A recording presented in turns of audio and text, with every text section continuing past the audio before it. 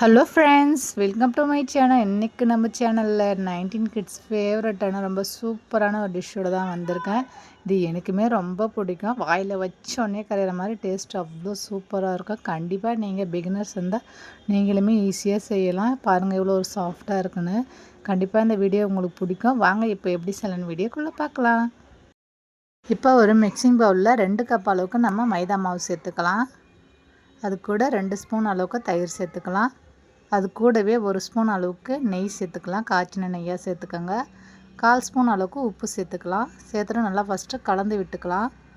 எல்லாத்தையும் ஃபஸ்ட்டு நல்லா கலந்து விட்டுக்கோங்க. தயிர் நெய் எல்லாமே மிக்ஸ் ஆகிற மாதிரி நல்லா கலந்து விட்டுக்கலாம். பாருங்கள், இந்த மாதிரி நல்லா கலந்து விட்டுக்கலாம். அதுக்கப்புறம் இதில் கலருக்கு பிஞ்சாப் அளவுக்கு ஃபுட் கலர் சேர்த்துக்கலாம். நான் இன்றைக்கி ரெட் கலர் தான் சேர்க்குறேன். சேர்த்துட்டு இதையும் லைட்டாக இப்போ கலந்து விட்டுட்டு கூட தண்ணி விட்டு நல்லா பிசைஞ்சு எடுத்துக்கலாம். சப்பாத்தி மாவு அளவுக்கு பிசையாதீங்க, கொஞ்சம் இலகுன மாதிரி நல்லா பிசைஞ்சிக்குங்க. தண்ணி விட்டு நல்லா பிசைஞ்சு எடுத்துக்கோங்க. நம்ம மாவு எந்த அளவுக்கு பிசைகிறோமோ அந்த அளவுக்கு நல்லா சாஃப்டாக கிடைக்கும். பாருங்கள், இந்த மாதிரி நல்லா பிசைஞ்சு எடுத்துக்கலாம். இப்போ இதில் கொஞ்சம் கொஞ்சமாக எண்ணெய் விட்டு சேர்த்து நல்லா பிசைஞ்சு எடுத்துக்கலாம். நம்ம எந்த அளவுக்கு எண்ணெய் சேர்த்து பிசைகிறோமோ அந்த அளவுக்கு நல்லா சாஃப்டாக இருக்கும். நல்லா கை வச்சுட்டு நல்லா பிசைஞ்சிடுங்க. உங்களுக்கு பவுலில் பிசைய கஷ்டமாக இருந்தால் கூட நீங்கள் தட்டில் வச்சுட்டு நல்லா சாஃப்டாக பிசைஞ்சு எடுத்துக்கோங்க. பாருங்கள், இந்த அளவுக்கு நல்லா சாஃப்டாக பிசைஞ்சு எடுத்துக்கோங்க. இப்போ இதை ஒரு மூடி போட்டுட்டு ஒரு மணி நேரம் போல் நல்லா ஊறட்டும். இப்போ அப்படியே இருக்கட்டும்.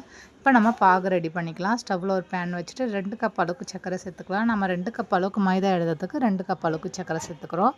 இப்போ இதில் 1 கப் அளவுக்கு தண்ணி சேர்த்துக்கலாம். சேர்த்துட்டு நல்லா கலந்து விட்டுக்கலாம். சர்க்கரை நல்லா கரைஞ்சி நல்லா கொதித்து வரட்டும்.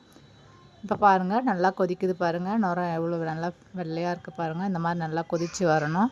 இப்போ இதில் வாசனைக்கு 2 ஏலக்காய் தட்டிட்டு சேர்த்துக்குங்க. சேர்த்துட்டு நல்லா கலந்து விட்டுக்குங்க. இப்போ இதில் கலருக்கு பிஞ்சாப் அளவுக்கு ஃபுட் கலர் சேர்த்துக்கலாம். இது விருப்பம் இருந்தால் சேர்த்துக்குங்க, இல்லைனா இதை ஸ்கிப் பண்ணிவிடுங்க.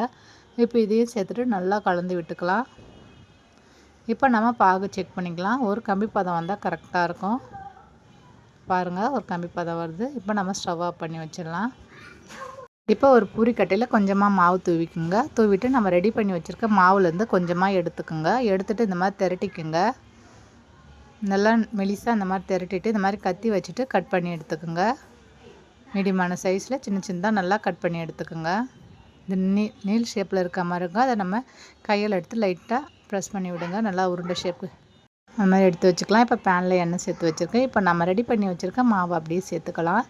சேர்த்துட்டு மீடியமான தீயில் வச்சுட்டு நம்ம பொரித்து எடுத்துக்கலாம். அப்போ தான் நல்லா உள்ள வெள்ளம் நல்லா வெந்து நல்லா கிறிஸ்பியாக கிடைக்கும். பாருங்கள், இப்போ நல்லா வெந்து வந்துடுச்சு. இப்போ அப்படியே நம்ம வெளியே எடுத்துக்கலாம். இப்போ அது அப்படியே சூடாகவே நம்ம ஜீராவில் சேர்த்துக்கணும். ஆற வச்சு சேர்க்காதீங்க, நல்லா சூடாக இருக்கும். ஜீராவும் சூடாக இருக்கணும், நம்ம பொரிச்சு எடுக்கிறதும் நல்லா சூடாக இருக்கணும். அதே மாதிரி மீதமுள்ளமாகவே நம்ம பொரிச்சு எடுத்து சேர்த்துக்கலாம். இப்போ எல்லாத்தையும் சேர்த்து நல்லா கலந்து விட்டுட்டு ஒரு 15 நிமிஷம் அப்படியே விட்டுடலாம். இப்போ பாருங்கள், 15 நிமிஷம் போல் ஆயிடுச்சு. இப்போ அவ நம்ம அப்படியே வெளியே எடுத்து ஒரு தட்டில் சேர்த்து நம்ம ஆற வச்சு எடுத்துக்கலாம். நல்லா தட்டு ஃபுல்லாக நல்லா ஸ்ப்ரிட் பண்ணி விடுங்க. கொஞ்சம் நேரத்தில் நல்லா ஆறிடும், நல்லா திக்காகிட்டு வந்துடும். பாருங்கள், நல்லா ஆறி வந்துடுச்சு பாருங்கள். இப்போ நம்ம இதை ஒரு பாட்டிலில் போட்டு நம்ம ஸ்டோர் பண்ணி வச்சு கூட சாப்பிட்லாம். ரொம்ப டேஸ்ட்டு சூப்பராக இருக்கும். அவ்வளோதாங்க ஃப்ரெண்ட்ஸ், சூப்பரான சுவையில் தேன் மிட்டாய் ரெடி ஆகிடுச்சு. கண்டிப்பாக இந்த வீடியோ உங்களுக்கு பிடிக்குன்னு நினைக்கிறேன். வீடியோ உங்களுக்கு பிடிச்சிருந்ததுன்னா வீடியோவை ஷேர் பண்ணுங்கள், கமெண்ட் பண்ணுங்கள், சப்ஸ்கிரைப் பண்ணுங்கள். மறக்காமல் பக்கத்தில் இருக்கிற பெல் பட்டனையும் ப்ரெஸ் பண்ணி விட்டுருங்க. அப்போ தான் நான் போடுற வீடியோ உங்களுக்கு உடனே வந்து சேரும். தேங்க்ஸ் ஃபார் வாட்சிங்.